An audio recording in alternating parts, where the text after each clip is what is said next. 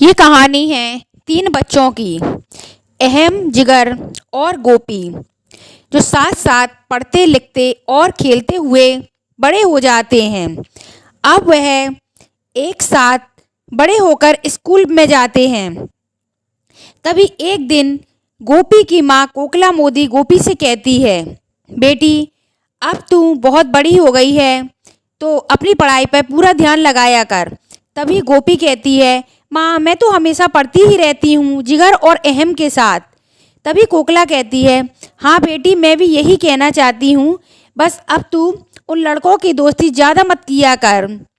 तभी गोपी कहती है, अरे माँ, मैं उनकी दोस्ती कम ही करती हूँ और वैसे भी वह मेरे बचपन के बहुत अच्छे दोस्त रहे हैं।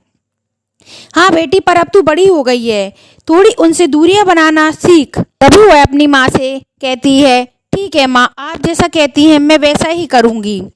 तभी दूसरे दिन गोपी, अहम, जिगर तीनों स्कूल में जाते हैं और वहाँ जाकर गोपी अहम और जिगर से बात नहीं करती।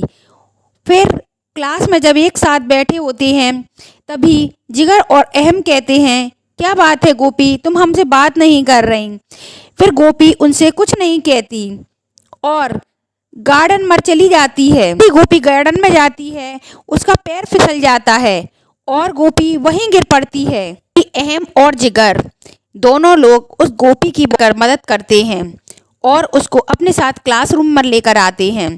तभी गोपी उनसे कहती है कि तुम लोगों ने मेरी बहुत मदद की है, मैं तुम्हारा धन्यवाद करती हूँ, पर मैं तुम लोगों से बात नहीं करूँगी। तभी अहम करता है, ओए यार, क्या हुआ तुझे, तू हमसे बात क्यों नहीं करेगी, हमसे कोई गलती हुई है क्या। तभी गोपी कहती है, नहीं, मेरी माँ ने तुमसे बात करने के लिए मना किया है कि अब मैं बड़ी हो गई हूँ, लड़कों से बात नहीं किया करूँ। तभी दोनों हंसने लगते हैं। बस इतनी सी बात, अरे तो आंटी जी को मत बताया करो ना, हम घर से एक साथ कभी नहीं निकला करेंगे, बस स्कूल में आके मिल लिया करेंगे, बस इतनी सी बात। तभी गोपी कहती है, ठीक है। तभी दूसरे दिन गोपी, अहम और जिगर एक पार्क में मिलते हैं। तभी वहाँ एक कपल को देखकर गोपी कहने लगती है, अरे ये एक दूसरे को गले क्यों लगाए हुए हैं। तभी जिगर और अहम कहते हैं कि वह कपल हैं। तभी गोपी कहती है, ये कपल क्या होता है, और अहम और जिगर हंसने लगते। तुम कपल को नहीं जानती, वह कपल हैं, वो एक दूसरे से प्यार करते हैं।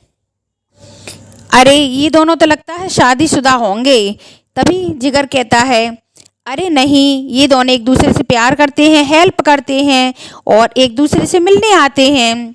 तभी गोपी कहती है, अच्छा, तो मैं भी तो मिलने आती हूँ, मैं भी तो तुम दोनों से प्यार करती हूँ और तुम मेरी हेल्प करते हो, तो अपन हुए ना कपल।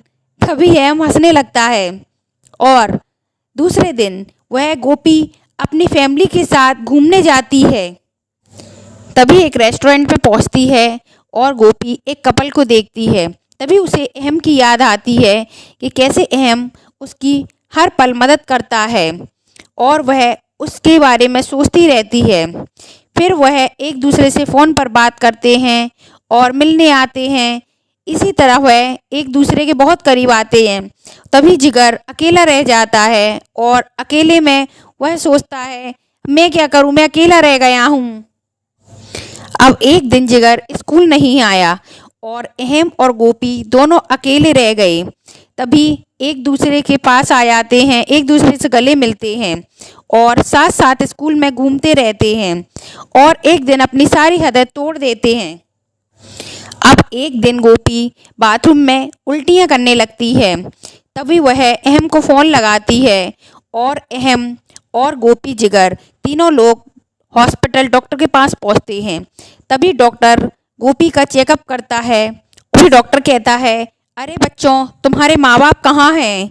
तभी तीनों कहते हैं, नहीं डॉक्टर अंकल, आप हमें बता दीजिए इसको क्या हुआ है। नहीं, आप अपने माँ बाप को बुला के लाओ, आप अभी बहुत छोटे हो और हम उन्हें ही बताएंगे। तभी वह हॉस्पिटल से चली जाती है और हॉस्पिटल से घर जाकर वह फिर से उल्टियाँ करने लगती है।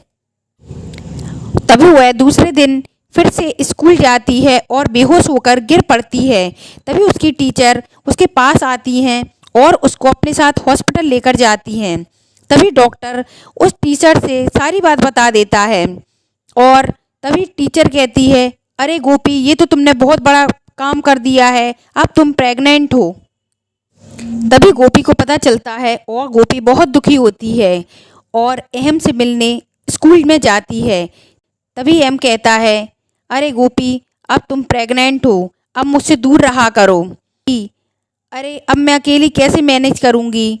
पर वह कहता है, मुझे नहीं पता, तुम मुझसे दूर रहो, तुम स्कूल लाइफ में मुझे पेरेंट्स नहीं बनना है। और गोपी अब अकेली अकेली रहने लगती है। तभी गोपी रोते हुए एक पहाड़ी पर चली जाती है और यह सब जिगर देख लेता है। जिगर उसके पीछे पीछे जाता है। तभी गोपी उस पहाड़ी पर से कूद रही होती है और जिगर उसको बचा लेता है और उसको बोलता है, अरे गोपी, ये सब क्या हुआ, क्या कर रही थी तुम।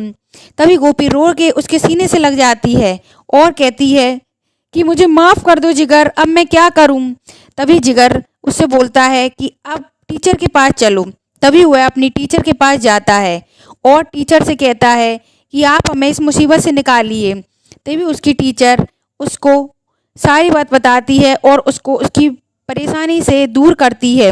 तभी जिगर कहता है, मैं बड़ा होकर गोपी से ही शादी करूँगा। तभी जिगर और गोपी फिर अच्छे से पढ़ाई करते हैं और वह दोनों बड़े होकर अच्छी कंपनी में जॉब पा लेते हैं। तभी गोपी और जिगर एक दूसरे से शादी कर लेते हैं और अब अहम भी बड़ा हो जाता है। वह अपनी लाइफ में ना पढ़ पाया ना कुछ कर पाया, बस ऐसे ही दुखी रह के अपनी जीवन काटने लगता है और अपने सोचे दोस्तों को खो जाने पर बहुत ही रोता है और उदास रहता है। तो दोस्तों, ये थी आज की कहानी। आपको आज की कहानी कैसी लगी हमें कमेंट बॉक्स में लिखकर ज़रूर बताना। अगर वीडियो पसंद आई हो तो हमारे चैनल को सब्सक्राइब करके बगल वाला बेल आइकन ज़रूर प्रेस करना। वीडियो को लाइक करना, शेयर करना अपने दोस्तों के साथ। तो मिलते हैं आगे नई वीडियो में।